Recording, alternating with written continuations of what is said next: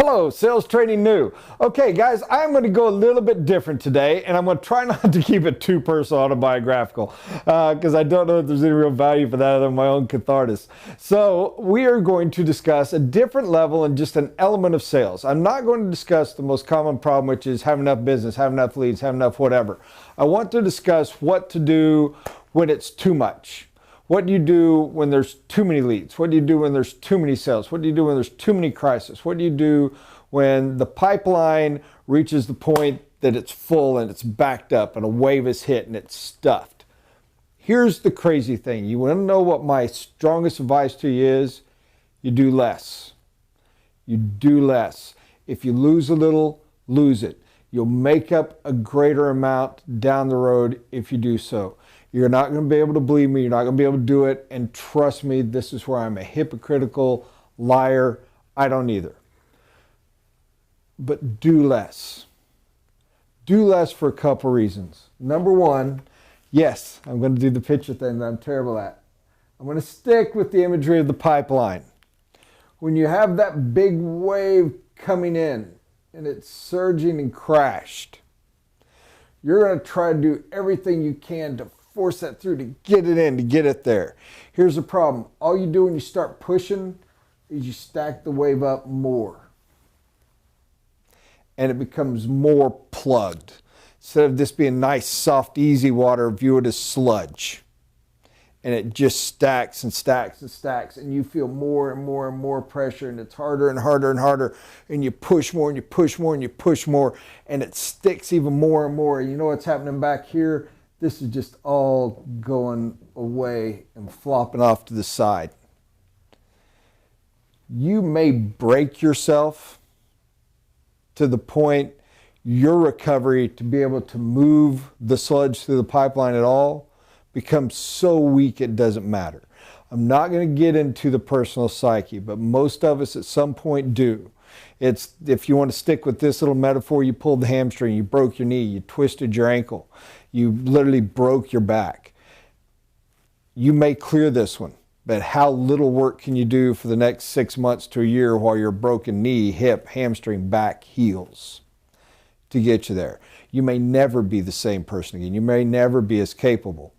Whereas if you keep it a controlled exercise, you will always grow stronger. You will always go better. You will always grow more skilled. You will always grow all.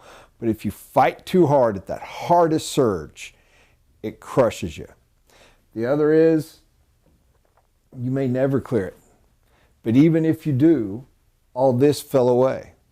What's the very best thing you can do when you got that little surge building and you got your pipeline and the sludge is stacked up, which, by the way, is a good thing. This is what you're kind of hunting. This is when you have too much. What's the best thing you can do? Honestly, draw a little back.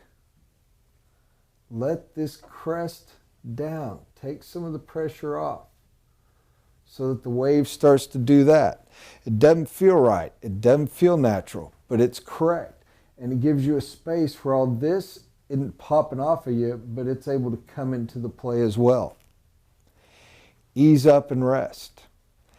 And here's the weird thing. I am absolutely, positively, no question about it, talking at two totally different levels. Level one is the obvious, actual, physical work. Level two is the internal emotion.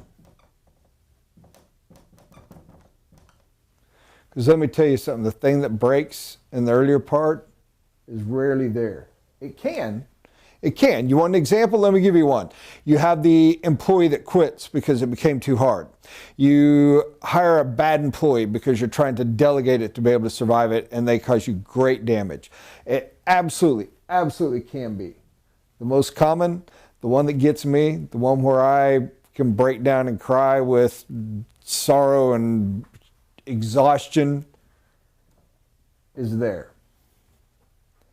Whereas if I'd taken my own advice, if I'm able to do a better job than I have in the past and give advice for somebody to follow, when it hits its greatest crisis, do less. When you're slow and you have nothing to do, we've covered this before, do more. Balance, my wife's wonderful book, is the answer to all. I wish I practiced what I preach. I truly try to, and I will tomorrow. So I say this to you. When you have not been able, I forgive you. When I am not able, I beg of you, please forgive me. Balance makes it flow better. When it gets overwhelming, do less. Don't make it a lifestyle, forever change. Do less right then. Start pulling back. Start getting balance in your life. Start adjusting. Put time into the family. Because if you lose them while you're fighting through that, you may not be able to fix it. Put time into your religious relationship. Because when you lose it, you may find yourself so far you can't get back because you're busy trying to handle the big buildup of sludge. Put time into your friendships. Put time into your health. Oh my gosh. Yes, I am a living example of hypocrisy. So hopefully I will learn better. Hopefully maybe one of you will learn better from what I say. Because if you are doing it correctly and you're, to kill the last of the metaphor, you're eating healthy and you're building the strength right and you're doing it all, you are able to balance that out, and that big thing becomes the dream of that running pipeline. And the only way you can ever get that is balance. When it's slow, pull that come along this way. When it's stacked up, pull it that way. And let it get there. That's enough. I hope you had some fun. I hope I learned something from what we taught today. Have a wonderful one, guys. Bye-bye.